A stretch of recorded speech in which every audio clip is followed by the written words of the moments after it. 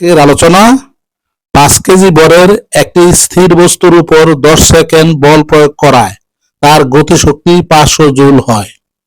তাহলে বলের মান নির্ণয় করো।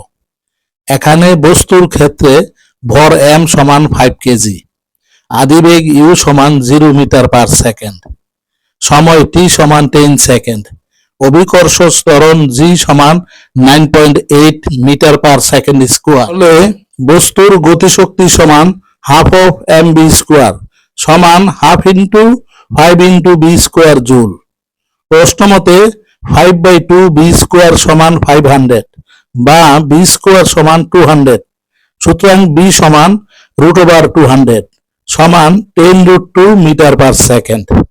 তাহলে বল F সমান ma সমান m into b minus u by t. এখন m, v, u এবং t এর মান বসালে বল F সমান 5√2 নিউটন। ধন্যবাদ সকলকে।